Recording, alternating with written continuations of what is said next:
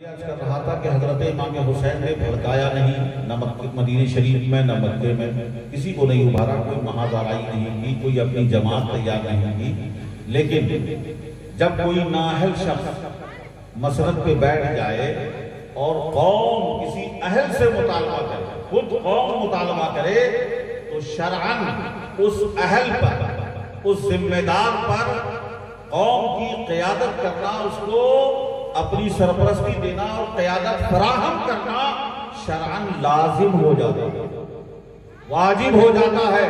उसे इसीलिए कहा जाता है ज़बाने खल्क को नकारे खुदा कहते हैं कि जब कौम मुतालबा कर ले तो उस वक्त उस पर अहल अफराद पर लाजिम हो जाता। अपने आप को इमाम हुसैन ने पेश नहीं किया कि मुझे खलीफा मानो, मैं खिलाफत का दावेदार हूं, मैं यजीद से अफजल हूं, मैं यजीद से बेहतर हूं, मुझे अमीरुल मोमिनीन बनाया जाए। हजरत इमाम हुसैन ने कहीं मुतालबा नहीं किया, कहीं अपने को पेश नहीं किया, बल्कि कूफे के लोगों ने मुतालबा किया कि आप आइए हमारी क़यादत कीजिए। तवज्जो से सुन लें। और रहा कूफे के लोगों की बेवफाई का मामला, तो हजरत इमाम हुसैन से ज्यादा कम जाने। आपको पता है कि 3 खलीफा उन्होंने मदीने शरीफ को अपना दारुल सल्तनत बनाया था। सिद्दीक़ अकबर ने मदीने में रहकर खिलाफत की, हजरत उमर ने मदीने में रहकर खिलाफत की, हजरत उस्मान गनी भी मदीने में रहे, मदीने शरीफ ही में खलीफा बनकर दारुल खिलाफा रहा। लेकिन हजरत अली ने अपना दारुल खिलाफा कूफे को बनाया था, कूफे ही में हजरत अली का दारुल खिलाफा था। और हजरत अली इमाम हसन हुसैन सबके साथ कूफे में मौजूद थे। कूफे में तो इमाम हुसैन की जिंदगी गुजर चुकी थी, वहां के सारे लोगों को हजरत अली का दौर देख चुके थे, कूफे के लोगों को इमाम हुसैन पहचानते थे। इसीलिए मेरे प्यारे सहाबा ने भी रोका, डराया, आपको आगाह किया कि ये कूफे वालों पे भरोसा ना करें, कि कूफे वाले आपको बुला रहे हैं, ये बेवफाई कर जाएंगे, ये धोखा देंगे। इमाम हुसैन खुद भी जानते थे।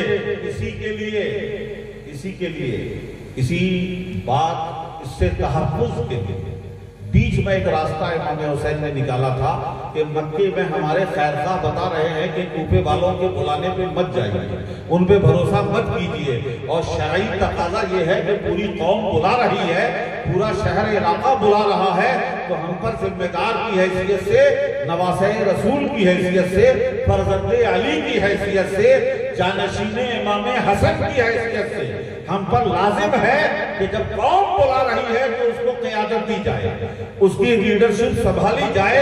ये लाजिम हो गया था शरअन।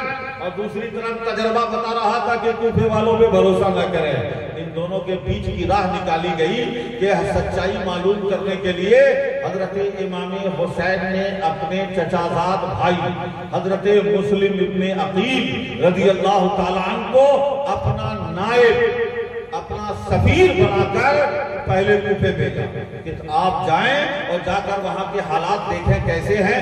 जो कूफे वाले बोल रहे हैं वाकई वो सच्चे हैं, दयानतदार हैं, उनके अंदर का क्या आलम है, वो वफादारी कर सकते हैं। वहां जाकर हजरत मुस्लिम इब्ने अकील रज़ी अल्लाह ताला अन्हु ने हालात देखे।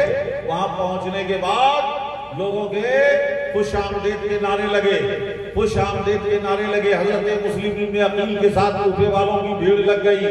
कई हजार लोगों ने एक ही दिन में इमाम हुसैन की बैत, जैसे यजीद बैत मदीने में ले रहा था दमिश्क में बैठ के अपने नाम की, हजरत मुस्लिम इब्ने अकील के हाथ पर कूफे में इमाम हुसैन के नाम की बैत हजारों कूफियों ने एक दिन में कर दी।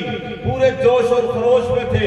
हजरत मुस्लिम इब्ने अकील ने हालात पुरजोश देखते हुए हजरत इमाम हुसैन को इत्मीनान भरा खत लिख दिया कि यहाँ हालात बिल्कुल बेहतर हैं, सारे लोग आपका इंतजार कर रहे हैं, सब आप पर जान लुटाने के लिए और आपको खलीफा मानने के लिए तैयार है। इमाम हुसैन ने जो एहतियाती कदम कर इक़दाम उठाना था, एहतियाती इक़दाम के तहत मुस्लिम इब्ने अकील, अब तो ये खास उनके नुमाइंदे थे, उनके सफीर थे। अब इमाम हुसैन ने जो सफर शुरू किया वो कूफियों के कहने पे नहीं, अपने चचाजाद भाई मुस्लिम इब्ने अकील के इत्मीनान पर, उनके मुरासले पर, उनकी नुमाइंदगी जो हुई, उस नुमाइंदे के इत्मीनान पर सफर शुरू किया।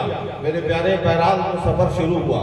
इसीलिए आप देखेंगे मैं इस बात को बार बार आप लोगों के दरमियान बोलता रहा हूं कि 7 मुहर्रम को मक्के से निकल, 7 जिलहज को मक्के से हज छोड़कर निकलना ये काबिले गौर है। आप जरा बताएं, आज का आम इंसान सोचता है कि मक्के में है तो 2-4 दिन की बात है, 3-4 दिन में हज मुकम्मल हो जाए, हज करके रुक सकूंगे, हज करके रवाना होंगे। लेकिन आपने हज का भी इंतजार नहीं किया और हज से पहले निकल गए। इतनी बात तो समझ में आ रही होगी, आप समझते होंगे कि हजरत इमाम हुसैन पे हज फर्ज नहीं था, इसलिए कि हज तो वो कई बार कर चुके थे। अब जो हज होता तो बार बार हज कर रहे थे, तो वो हज तो बहुत बार कर चुके थे। अब जो रुकते तो हज नफल के लिए रुकते, नफल हज के सवाब के लिए रुकते। और यहाँ दीनी जिम्मेदारी के तहत उन पर मुतालबा हो गया, इत्मीनान का लेटर आ गया, सफीर नुमाइंदे का लेटर आ गया। आपने एक दिन भी ताखीर नहीं किया और कूफे के लिए रवाना हो गए। कि अब रुकना किसी बहाने और हीले से रुका नहीं जा सकता है। मेरे प्यारे, ये सिर्फ शरई उसूलों पर अमल था। क्या था? शरई उसूलों पर अमल था। वरना इमाम हुसैन भी जानते थे कि हमें किस मंजिल से गुजरना है। जब सहाबा में बात मशहूर थी, हुजूर ने बचपन ही में बता दिया था कि मेरा नवासा शहीद किया जाएगा, मेरी उम्मत कौम के, मेरी उम्मत के लोग कत्ल करेंगे, सब कुछ बता दिया था, तफसील से बता दिया था। आप बार बार सुन चुके हैं। तो क्या ये बात इमाम हुसैन के ज़हन में नहीं थी? सारी बात ज़हन में थी। तवज्जो चाहें, तवज्जो रखेंगे। सारी बात वो जानते थे, समझते थे, उनके ज़हन में थी। लेकिन हम में और उनमें फर्क ये है कि हम जानकर अपनी तदबीर अपनाते हैं, हम जानकर अपनी तदबीर अपनाते हैं। वो जानने और न जानने पे कोई फर्क नहीं पड़ता कि मेरे जाने के बाद हम कत्ल किए जाएंगे, शहीद किए जाएंगे, मुसीबत आएगी, आए या ना आए, इससे गरज नहीं। मेरा कदम शरीयत के उसूल पे उठना चाहिए, दीन के मुताबिक उठना चाहिए। अब दीन के मुताबिक मेरा कदम उठे तो चाहे मुझे जिंदगी मिले, चाहे शहादत मिले, उसूले दीन पे चलते हुए मिले। जिंदा रहे तो शहादत, और उसूले दीन पे चलते हुए जान जाए तो ये जान जाना शहादत है। सिर्फ शहादत नहीं है, शहादत भी है, नेक बख्ती भी है कि उसूले शरीयत पर अमल करते हुए, दीन पे अमल करते हुए जान चली जाए तो फिर जान का और मकसद ही क्या है? मकसद ही क्या है? जान दी हुई उसी की थी। हक तो ये है कि हक अदा ना हुआ। जान दे देना कोई बड़ी बात नहीं है। बात बड़ी ये है कि किस राह में जान दी, किस कौज के लिए जान दी, किस मिशन के लिए जान दी और किस राह पे चलते हुए जान दी। तो इमाम हुसैन को इसका गम नहीं था कि मुझे बुलाया जाएगा, फंसाया जाएगा, बेवफाई की जाएगी, मेरे साथ मजालिम होंगे, सताया जाएगा, इसकी फिक्र नहीं। उनको तो फिक्र सिर्फ इस बात की थी कि मेरा कोई एक्शन, मेरा कोई फैसला, मेरा कोई कदम दीन और शरीयत के खिलाफ ना हो। शरीयत का मुतालबा है, शरीयत का तकाजा है कि कौम ने बुलाया है। अगर एक अहल आदमी को अगर लीडरशिप के लिए कौम दावत देती है, खुद आगे बढ़ के लीडर नहीं बनना है, लेकिन दुनिया अगर आपको बुला रही है और आप लीडर के लायक हैं, तो उस वक्त उनकी क़यादत फराहम करना, उन्हें सहारा देना जरूरी था। इसी जरूरत के तहत आपने सफर पर पाया। सफर होते हुए मक्के से निकले हैं बकरीद के महीने में और पहुंचे हैं मुहर्रम के महीने में। 1 महीने का सफर करके अहलो अयाल के साथ निकले हैं। इस पस मंजर को सुनने के बाद आपने आराम से ये बात समझ ली होगी कि इमाम हुसैन कूफे वाले के बुलाने पर कूफा जा रहे हैं। जाके जो होगा कूफे में होगा। तो अभी साथ में अहलो अयाल है, खवातीन हैं, बच्चे हैं, 6 माह के हजरत अली असगर हैं, ये भी साथ में गोद में लेके चले हैं। ये कोई जंग करने के लिए नहीं जा रहे थे। मेरे प्यारे, अब मैदान बात यहाँ आ गई कि रास्ते से मामला खुल गया कि हजरत इमाम हुसैन का सफर 1 महीने का था, कोई चंद घंटों और 1 दिन का तो था नहीं। इस दौरान जो है कूफे का मामला पलट गया। यजीद ने गवर्नर बना दिया उबैदुल्लाह इब्न ज़ियाद को, उसने आकर जो सख्तियां की, एक एक पर हाथ रखना शुरू किया, किसी को कत्ल करना, किसी को मारना, किसी को धमकी देना, किसी को उठा के छतों से फेंकना, यह ऐसी दहशत फैलाई उसने कि जितने लोग जमा हुए थे वफादारी में वो सब बिखर गए, सब बिखर गए। इमाम हुसैन रास्ते में है और कूफे का मामला बिखर चुका है, कूफे का मामला बदल गया है, उसकी हवा का रुख ही बदल गया। अब बात इमाम हुसैन तक भी पहुंच गई। रास्ते में हुर बिन यजीद रियाही का लश्कर मिला। उबैदुल्लाह इब्न ज़ियाद ने आगे ही भेज दिया था कि आपके काफिले को घेर कर कूफे लाया जाए। अड़ गए कि मैं कूफा नहीं जाऊंगा। मालूम हुआ कूफे के हालात बदल गए हैं। अब हजरत इमाम हुसैन ने कहा कि मैं मक्के आया हूं, मुझे कूफे वालों ने बुलाया था, लेटर निकाले, खतूत निकाल कर थैली दिखाई कि ये खतूत गए हैं, इसलिए मैं आया हूं, इनके बुलाने पे आया हूं, इनके इसरार पे आया हूं, मैं शौक से नहीं आया। अब इनको मंजूर नहीं है तो मैं वापस मक्के चला जाता हूं।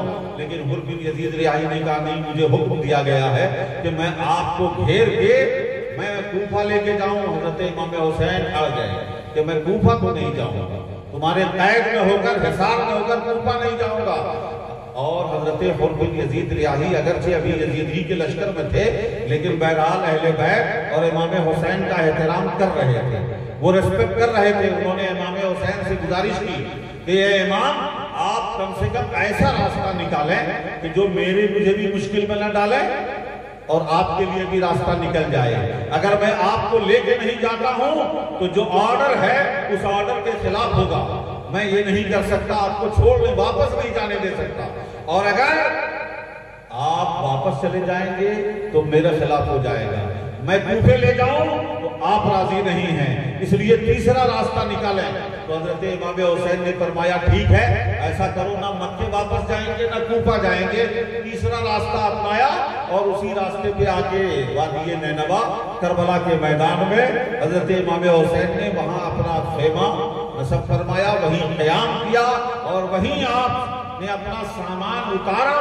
तवज्जो चाहूंगा, हजरत इमाम हुसैन ने सामान उतारते हुए फरमाया था कि हादा मनाफ़ो रिकाबिना व मक़तलु अस्हाबिना, कि यही जगह, ये हमारे सवारियों की जगह है, यही हमारे सवारियों की बैठने की जगह, मनाफ़ो रिकाबिना, हमारे सवारियों के बैठने की जगह है, व मक़तलु अस्हाबिना, और हमारे साथियों के कत्ल की जगह है। ये तो इमाम हुसैन ने पहले ही कह दिया, वही सामान उतारा। बात चलती रही, 7 तारीख को पहुंचे, 7 तारीख से लेकर 9 तारीख तक बात चलती रही, मुख्तलिफ मरहले आए, मैं उन तफसीलात में नहीं जाता हूं। बात यहाँ तय हो गई, बीच में मामला सुधरने और बिगड़ने पर सुधरा और बिगड़ा, और बात यहाँ पहुंची कि अब एक ही बात थी। उधर से मुतालबा था कि आप यजीद की बैत कराएं, और इधर से इमाम हुसैन का कहना था कि मैं मक्के चला जाऊं, मदीने चला जाऊं, कहीं मैं सरहद पे जंग लड़ने चला जाऊं, कहीं भी चला जाऊं, लेकिन यजीद की बैत नहीं करूंगा। बल्कि एक रवायत में आया है कि इमाम हुसैन ने फरमाया, ऐसा करो, यजीद की बैत लेना है तो मुझे यजीद के पास भेजो, यजीद के पास भेज दो। कुछ जालिमों ने इस रवायत को गलत अंदाज से पेश करके कहा कि इमाम हुसैन ने कहा ठीक है, मैं यजीद के पास जाकर बैत कर दूंगा, यजीद के पास जाकर बैत कर लूंगा। ये अपनी तरफ से बढ़ाया हुआ इजाफा है कि मैं यजीद की बैत, इमाम जानते थे कि चाहे मैं मैदान करबला में बैत करूं किसी के हाथ पर, या कूफा में बैत करूं किसी के हाथ पर, या दमिश्क जाकर यजीद के हाथ में बैत करूं, बैत यजीद ही की करनी है। ये नुमाइंदे कोई हैसियत नहीं रखते, नुमाइंदा है ये उनके कासिद, ये उनके मुतबादिल हैं, ये उनकी जगह है। हजरत इमाम हुसैन ने ये नहीं फरमाया कि मुझे यजीद के पास ले चलो मैं बैत कर लूं, बल्कि ये कहा तुम्हें बैत यजीद की लेनी है, मुझे यजीद के पास ले चलो, मैं यजीद के पास। ये एक रवायत में आया है।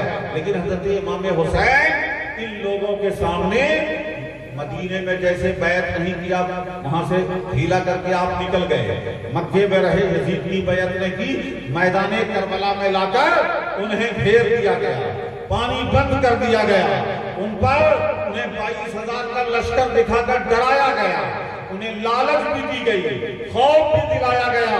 और यही चीजें 2 दुनिया में हैं जो इंसान को हिलाती हैं। या तो खौफ हो दुनियावी एतबार से, जुल्म का खौफ, सजा का खौफ, 3rd डिग्री टॉर्चर का खौफ, और या लालच कि तुम्हें ये मिल जाएगा, वो मिल जाएगा, तुम्हारी जिंदगी ऐश में गुजरेगी, दौलत मिल जाएगी, जवानी मिल जाएगी।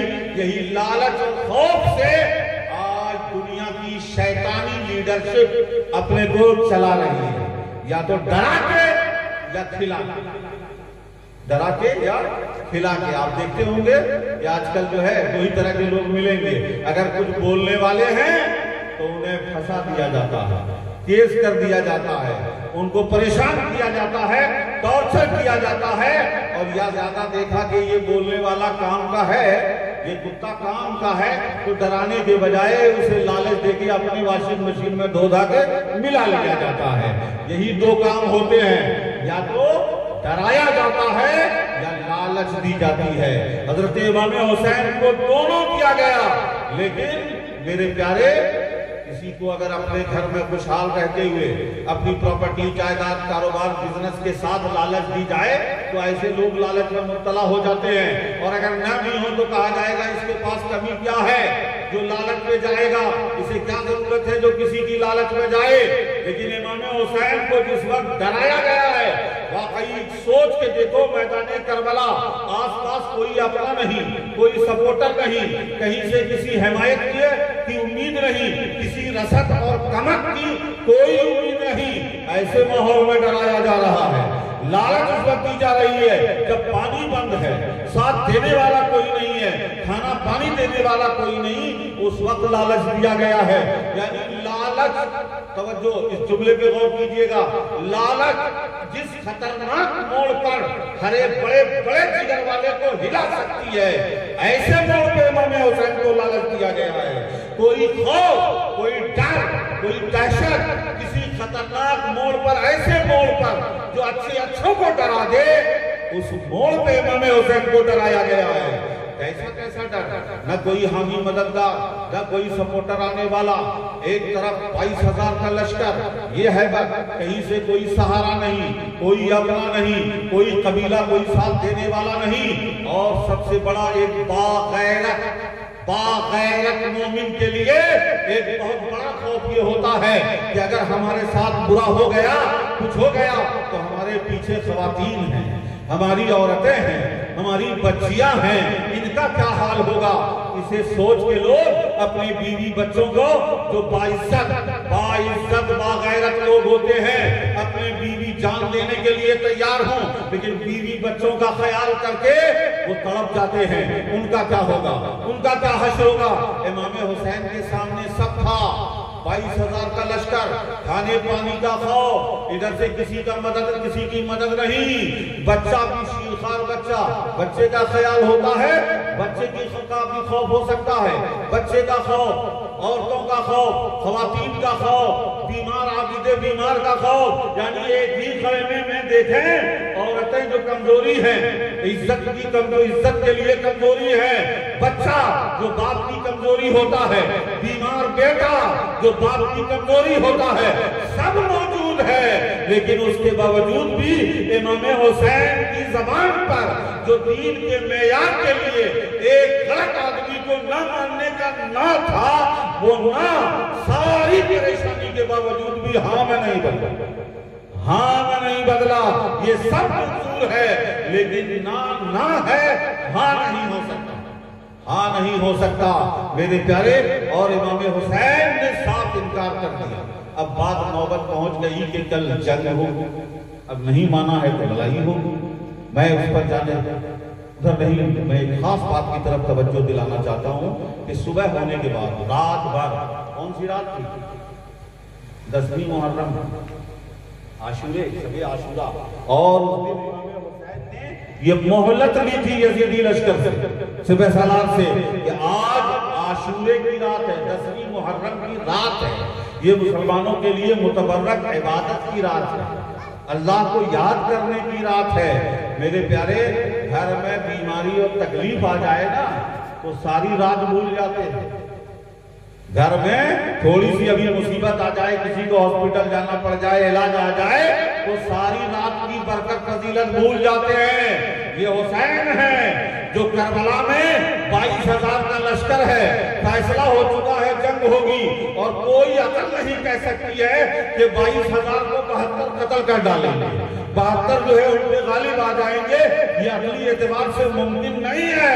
ये जान रहे हैं कि हमने का एक शख्स शहीद होगा, कत्ल कर दिया जाएगा, कल जंग होगी, कत्ल होने वाले हैं, शहादत सामने खड़ी है, लेकिन रात में आशूरे की रात की अजमत हासिल कर रहे हैं, फजीलत हासिल कर रहे हैं। ये मोहलत भी है कि आज रात आशूरे की रात है, आज इबादत की रात है, रात भर आपने इबादत में गुजारा। ऐसी हैबत का मंजर मैदान में आज भी उस इलाके में चले जाओ, रेगिस्तान था, रेगिस्तान, करबला का मैदान रेत है, बालू का मैदान है और वहां खाना पानी बंद है, पानी बंद कर दिया गया 2 दिन पहले से, पानी नहीं पीने दिया जा रहा है, नहर पे पहरे लगा दिए गए हैं। उसके बावजूद रात में इमाम हुसैन सजदे में सर रख के, सजदे में सर रख के, एक एक जुमले पे तवज्जो दीजिएगा, इमाम हुसैन ने रात भर अपनी हिफाजत की दुआ नहीं फरमाई कि मौला कल दुश्मनों से बचा ले, उनको बर्बाद कर दे, हमारी जान बचा लेना, हमारे बच्चों की जान बचा लेना। खुदा की कसम रात भर इबादत तो की, न अपने लिए न अपने लोगों की जान के लिए वो दुआ की है। आज दुनिया सबसे पहले अपने जान की हिफाजत की दुआ करती। हुसैन की दुआ जान बचाने के लिए नहीं थी, हुसैन की दुआ थी मौला जिस मौक़िफ़ पर, अपने जिस मौक़िफ़ पर, अपने जिस मौक़िफ़ और उसूल पर, जिस राह पर मैं कायम हूँ, मौला मुझे साबित कदमी अता करना, मेरा पैर न हिल जाए, मेरे कदम न डगमगा जाए, मुझे सब्र की तौफीक देना, मुझे बर्दाश्त की ताकत देना और मेरे पाँव में मजबूती अता करना कि मैं अपने मौक़िफ़ से न हट जाऊं, मेरा मौक़िफ़ ढीला न हो जाए। तवज्जो चाहूंगा कि खुदा की कसम इमाम हुसैन ने उस रात में भी ये बता दिया कि हुसैन के नजदीक अपनी जान नहीं बल्कि अपना उसूल अजीज है, अपना मौक़िफ़ अजीज है, अपनी जान से ज्यादा। तवज्जो दीजिएगा, इमाम हुसैन ने अपनी जान को ज्यादा प्यारा और बड़ा माना या अपने उसूल को ज्यादा बड़ा माना? जो बड़ा होगा उसे बचाया जाएगा ना, उसकी हिफाजत की जाएगी। इमाम हुसैन ने अपने नहीं, अपने जवान अली अकबर की जान, बच्चे अली असगर की जान, कासिम मोहम्मद की जान, हजरत अली अब्बास की जान, किसी की जान को दीन से, दीन के उसूल से और अपने मौक़िफ़ से बड़ा नहीं जाना, बल्कि उस मौक़िफ़ के बचाने के लिए अपनी जान कुर्बान करने का फैसला कर लिया। एक जुमले में तारीफ नहीं बता सकती कि हजरत इमाम हुसैन ने अपनी जान, अपने बच्चों की जान, अपने घर वालों की जान की हिफाजत के लिए दुआ मांगी हो। मेरे प्यारे, सोचने का नुक्ता यह कि मुसलमान एक मोमिन की हैसियत से जब दुआ करो तो जान बचाने की दुआ ना करो, ईमान और ईमान पे कायम रहने की दुआ करो। ये दुआ है, जान बचाना कोई दुआ नहीं है। जान बचा के क्या कर लोगे? जान से क्या मिलता है? हाँ, ईमान और ईमान बचाने की दुआ करोगे तो ये ईमान बचा तो जान आज भी जानी है, कल भी जानी है, लेकिन अगर वो ईमान के साथ चली गई तो इस जान के भी वारे न्यारे हो जाएंगे, वारे न्यारे हो जाएंगे। जान भी कहते हैं जान आफरी के सुपुर्द कर दिया, जान पैदा करने वाले के सुपुर्द कर दिया। ये जान को भी बाहर आ जाएगी अगर जान ईमान और उसूल के साथ चली गई। तो जान बड़ी नहीं होती है, ईमान बड़ा होता है, उसूल बड़े होते हैं, मौक़िफ़ बड़ा होता है। मौक़िफ़ के लिए जान की ऐसी जान दे देना, और जितना अजीम मौक़िफ़ होगा उतनी ही अजीम कुर्बानियां होती, उतनी ही अजीम कुर्बानी होती है। जरा गौर कर रहे हैं, जंगें तो दुश्मनों से होती है, मुखालिफ से होती है, दो मजहब के मानने वालों से होती है, धर्म की जंग होती है, लेकिन यहाँ जो जंग हो रही है मुसलमान से ही हुई है, कलेमा पढ़ने वालों से हुई है। इसलिए कि मसला ईमान का नहीं था, वक़ारे ईमान का था। मसला इस्लाम का नहीं था, वक़ारे इस्लाम का था। यजीद की मुखालफत, यजीद की बैत न करने की वजह से इमाम हुसैन ने ये नहीं कहा था कि यजीद मोमिन नहीं है, ये लोग मुसलमान नहीं है।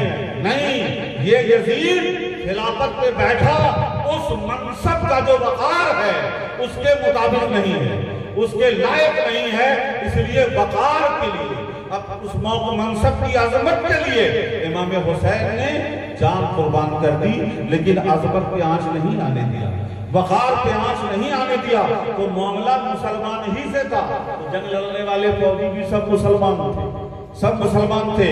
पता ये चला इमाम हुसैन ने ये दिखा दिया है कि उसूल में खिलाफ, उसूल की बगावत और वक़ारे इस्लाम के खिलाफ जंग मुसलमान से भी हो सकती है।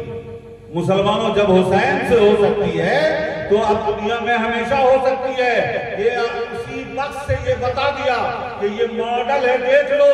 हमेशा दुनिया में मुसलमान नमाज, रोजा, मस्जिद करने वाले एक तरह के नहीं होंगे।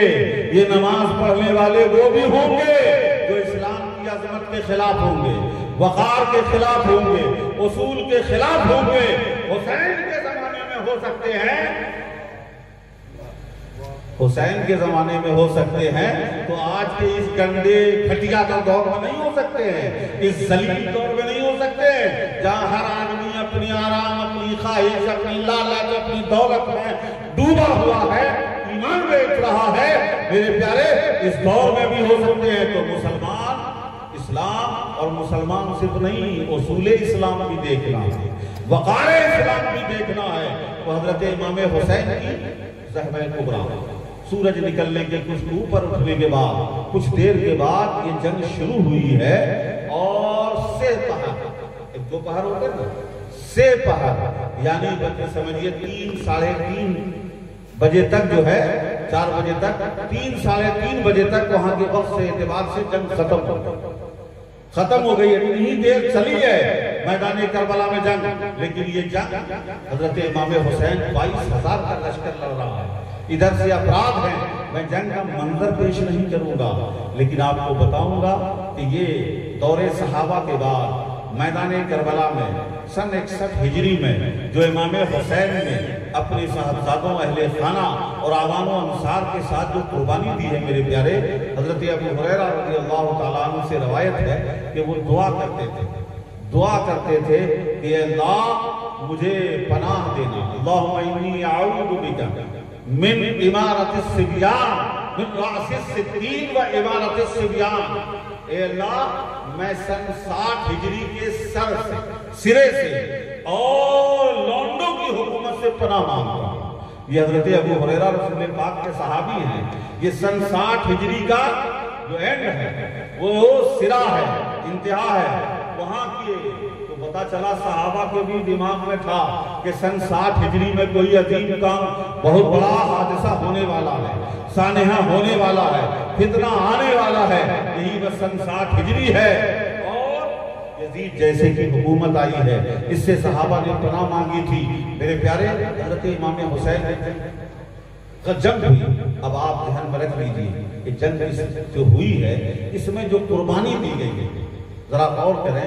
मैं एक बात कल के या परसों के मिलाद शरीफ में मैंने कही थी, मैं उसे ही थोड़ा सा फिर से दोहरा के वादे कर देता हूँ कि सुनो, जितना बड़ा कॉज होता है, 2 बात में ध्यान रखिएगा हमेशा कि जितना बड़ा मकसद होता है उतनी बड़ी कुर्बानी होती है, और जितनी बड़ी कुर्बानी होती है उतना बड़ा रिजल्ट होता है, उतना ही बड़ा नतीजा होता है। एक बात। दूसरी बात, मुसलमान और इस्लाम में अजमत सिर्फ नामो नसब से नहीं है, कुर्बानियों से है, कुर्बानी से है। मैंने आपको बताया, अल्लाह के रसूल सल्लल्लाहु अलैहि वसल्लम ने फरमाया, मेरे आका के सामने एक सहाबी ने आकर शिकायत किया, रसूलुल्लाह, ईमान लाने के बाद मुझे इस तरह सताया जा रहा है। हुजूर ने फरमाया, तुमसे पहले लोगों को इससे ज्यादा सताया गया, उससे कांटों से उनके गोश्त निकाल लिए गए। ईमान की बुनियाद पर ईमान लाने वालों के जिस्म से गोश्त खरोच दिए गए। तुम अभी शिकायत करते हो, इतना सताए, इतनी से मुसीबत पे, इतनी ही परेशानी पे। उसके बाद हुजूर ने अपने बारे में फरमाया कि मैं तमाम अंबिया में सबसे ज्यादा आजमाया गया हूं। जितने पिछले नबियों पर आजमाइश आई है, मुसीबत आई है, उस सारी मुसीबतों से ज्यादा मुसीबत और आजमाइश मुझ पर आई है। यानी तवज्जो की बात यह है कि नबी में नबियों के सरदार हैं तो आजमाइश भी उसी मेयार की हुई है। आपको आजमाया भी उतना ही गया है। अरे दीगर अंबिया किराम पर जरा तवज्जो दीजिएगा कि किसी की उम्र 100 साल, किसी की 200 साल, 400 साल, हजरत नूह की 1000 साल, तो 1000 साल में सारा वाकया हुआ होगा। तवज्जो दीजिएगा, जो भी परेशानी आई है वो 1000 साल में, लेकिन मेरे आका पर जो परेशानी आई, आजमाइश आई, वो ऐलान रिसालत से लेकर विसाल तक 23 सालों के अंदर सारी आजमाइश है, सारे मरहले हैं, सारी मुसीबतें हैं। तो नबी नबियों के सरदार हैं तो आजमाइश भी उनकी सबसे ज्यादा हुई है। और अल्लाह ने किरदार और अमल से भी साबित कर दिया कि सिर्फ ये इंतखाब नहीं, किरदार में भी सरदार है, बर्दाश्त में भी सरदार है, हर मामले में सरदार है। अब ये दीन जो रसूलुल्लाह ने दिया, जो रसूलुल्लाह ने दिया था, रसूल ने उसकी इशाअत की, परवान चढ़ाया, मजबूत किया, दौरे खिलाफत चला। और दौरे खिलाफत के बाद अब दीन गैरों से, तवज्जो चाहूंगा, अब इस्लाम गैरों के नरगे में नहीं था, गैरों के नरगे में नहीं था। अब तक जो जंगें हुई थी वो गैरों से बचाना था, लेकिन अब मामला ये आया था कि मुसलमान में इस्लाम के मानने वालों से इस्लाम को जर्ब पहुंचने वाली थी, इस्लाम का इमेज खराब होने वाला था, इस्लाम का फेस वैल्यू गिरने वाला था। अगर यजीद खलीफा मान लिया जाता तो इस्लाम के वकार को ठेस पहुंच जाता, इस्लाम की अजमत को ठेस पहुंचता। जब इस्लाम की बात थी तो रसूल इस्लाम ने कुर्बानी दी, और जब हज़रत इस्लाम की बात आई, इसके बचाने की बात आई, तो नबी के आगोश में पलने वाले नवासे इमाम हुसैन ने कुर्बानी देकर बचा ली। यानी इससे इब्तिदा नबी से है और इंतहा हुसैन। दीन रसूलुल्लाह ने बचाया, दीन रसूलुल्लाह ने फैलाया। कुफ्र से इस्लाम को गलबा रसूल ने दिलाया, और मुसलमान कहलाने वालों के हमले से, मुसलमानों के फितने से, मुसलमानों की तरफ से इस्लाम के चेहरे को बिगाड़ने वाला जो फितना आया था, इससे हिफाजत इमाम हुसैन की कुर्बानी ने दी है।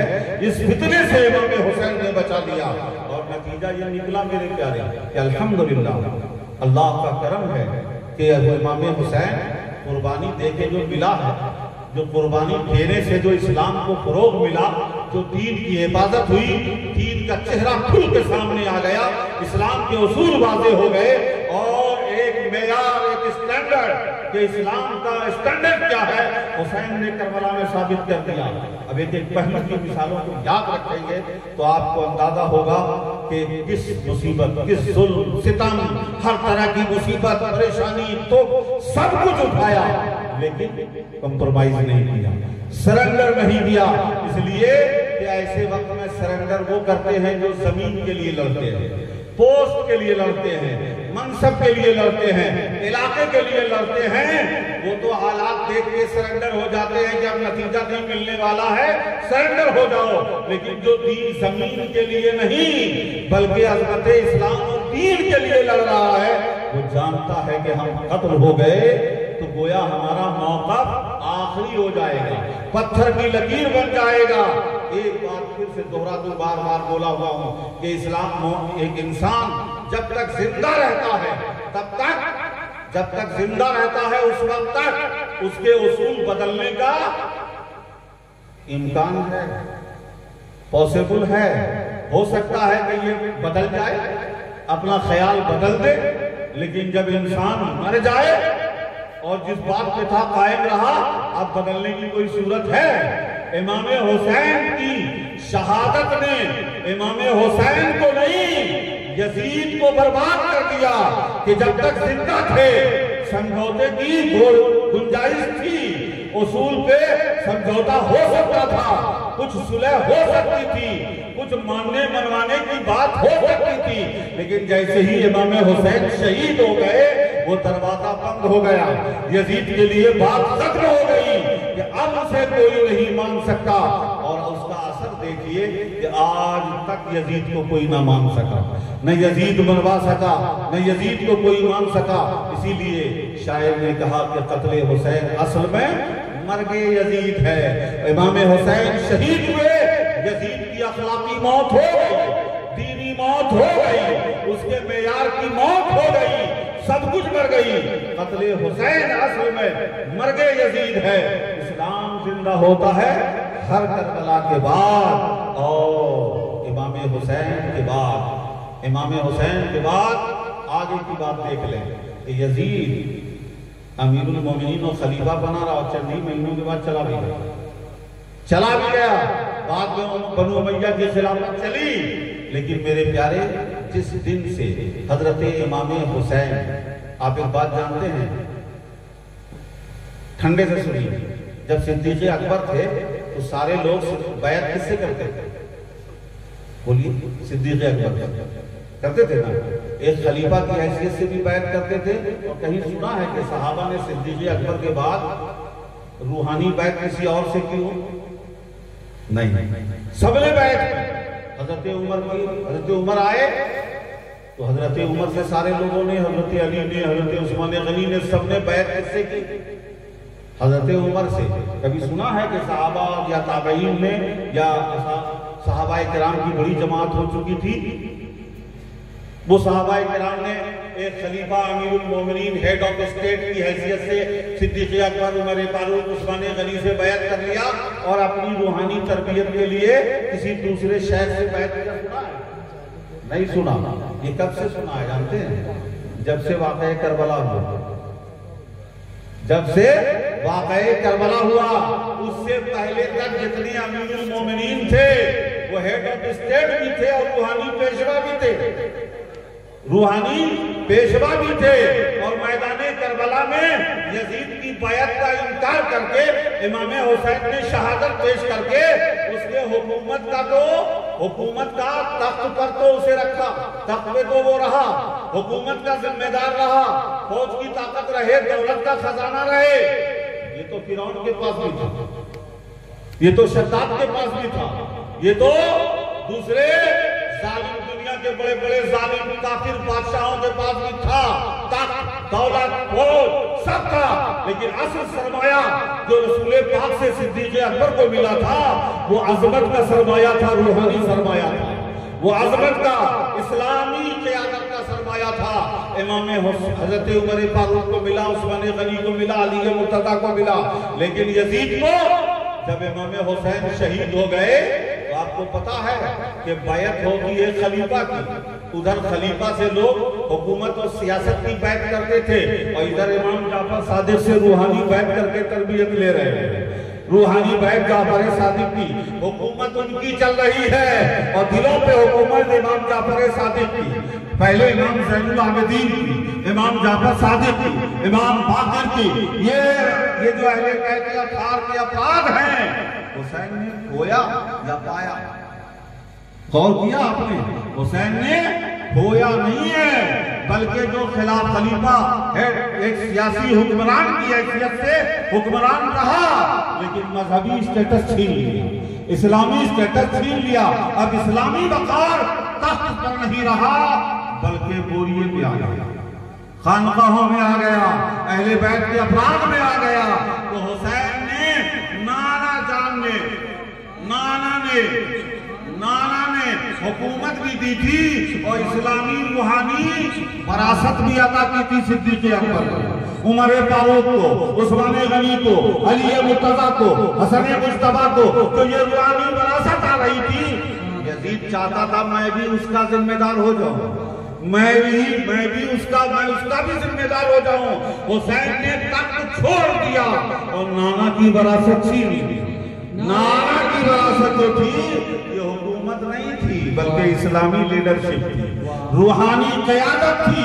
ये इमाम हुसैन ने छीन लिया और छीना तो कल उस वक्त से लेकर आज तक वो रूहानी क़यादत, वो इस्लामी सरपरस्ती, वो दीन की रूहानी क़यादत अहले बैत के हाथों में, हुसैन की औलाद के हाथों में है। अल्हम्दुलिल्लाह आज आप देख रहे हैं कि गौसे आज़म, गरीब नवाज, मखदूम पाक हो, ये सारे सलातीन भुला दिए गए। उनके जमाने में बड़े बड़े बादशाह भुला दिए गए।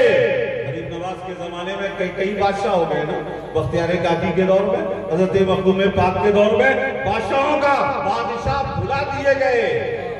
वो यजीद का मॉडल है, लेकिन ये हुसैन का मॉडल है। ये आज तक नहीं भुलाए गए, आज तक नहीं भुलाए गए हैं। तख्तो ताज और है, इस्लामी क़यादत, इस्लामी हुकूमत और है। हुसैन ने इस्लाम को बचाया है, हुकूमत को नहीं। अल्लाह कत्ले हुसैन असल में मर्गे यजीद है। इस्लाम जिंदा होता है हर करबला के बाद। वाखिर दावाना अल्हम्दुलिल्लाह रब्बिल आलमीन। माशाअल्लाह माशाअल्लाह। ये थे हमारे मुफक्किर कौम व मिल्लत जनाब मौलाना, जो बेहतरीन अंदाज में ज़िक्र सैयदुश्शुहदा इमाम आली मकाम सैयदना इमाम हुसैन रज़ियल्लाहु ताला अन्हु की बारगाह में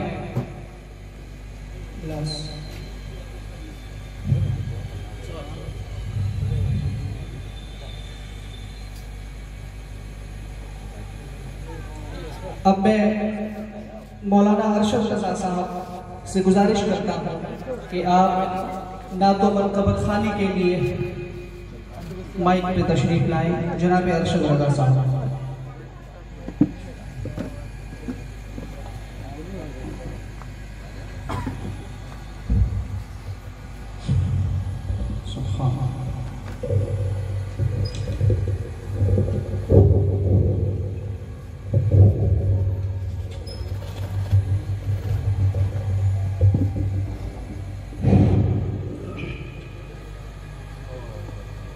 मोहतरम सामीन अस्सलाम वालेकुम।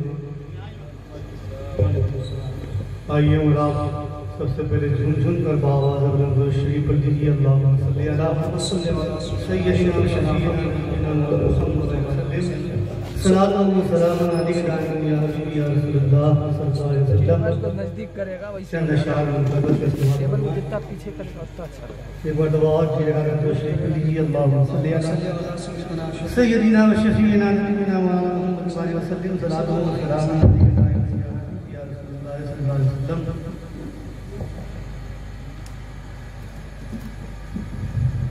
तृष्णा लबों के वास्ते दरिया हुसैन है, तृष्णा लबों के वास्ते दरिया हुसैन है, तृष्णा लबों के वास्ते दरिया हुसैन है, तृष्णा लबों के वास्ते दरिया हुसैन है। अरे मुर्दा दिलों के यारो मसीहा हुसैन है, सुभान अल्लाह। मुर्दा दिलों के यारो मसीहा हुसैन है, तृष्णा लबों के दरवास्ते दरिया हुसैन है। और ये शेर फरमाएं, 22,000 मिलके झुका पाए न जिसे, 22,000 मिलके झुका पाए न जिसे, 22,000 मिलके झुका पाए न जिसे, 22,000 मिलके झुका पाए न जिसे, ऐसा नबी के दीन का झंडा हुसैन, ऐसा नबी के दीन का झंडा हुसैन है, तृष्णा लबों के वास्ते दरिया हुसैन है, मुर्दा दिलों के वास्ते यारो मसीहा हुसैन है। और ये शेर मोहम्मद नामो निशान यजीद का दुनिया से मिट गया, नामो निशान यजीद का दुनिया से मिट गया, नामो निशान यजीद का दुनिया से मिट गया, नामो निशान यजीद का दुनिया से मिट गया। कल भी थे जिंदा आज भी जिंदा हुसैन है, कल भी थे जिंदा आज भी जिंदा हुसैन है।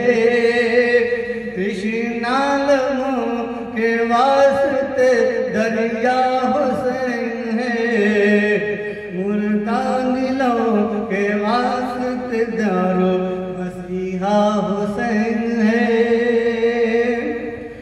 अपने लहू जिसने किया नींद को हराम, अपने लहू जिसने किया नींद को हराम, वो फातिमा का लाडला बेटा हुसैन है, वो फातिमा का लाडला बेटा हुसैन है। तृष्णा लबों के वास्ते दरिया हुसैन है, मुर्दा दिलों के यार मसीहा हुसैन है। जन्नत से जिसको देख ले पूरे निकल पड़ी, जन्नत से जिसको देख ले पूरे निकल पड़ी, जन्नत से जिसको देख ले पूरे निकल पड़ी। करबल की सरज़मीन का वो दूल्हा हुसैन है, करबल की सरज़मीन का वो दूल्हा हुसैन है। तृष्णा लबों के वास्ते दरिया हुसैन है, मुर्दा दिलों के पार मसीहा हुसैन है। आखिरी शेर सूंघा जिसको दहर में आका ने प्यार से, सूंघा है जिसको दहर में आका ने प्यार से, सूंघा है जिसको दहर में आका ने प्यार से, प्यार से उस पूरी कायनात में तन्हा हुसैन है, इस पूरी कायनात में तन्हा हुसैन है। तृष्णा लबों के वास्ते दरिया हुसैन है, मुर्दा दिलों के यारो मसीहा हुसैन है। हुसैन मुस्बत हुसैन कामिल, हुसैन मुस्बत हुसैन कामिल, हुसैन दाखिल हुसैन आकिल, यजीद मनफी यजीद नाकिस, यजीद खारिज यजीद बातिल, यही करिश्मा है सच का वासिफ, यही करामत है करबला की, शहीद करके यजीद फानी, शहीद होकर हुसैन बाकी, शहीद करके यजीद फानी, शहीद होकर हुसैन बाकी। इससे पहले कि शहजादे मखदूम सिमना सैयद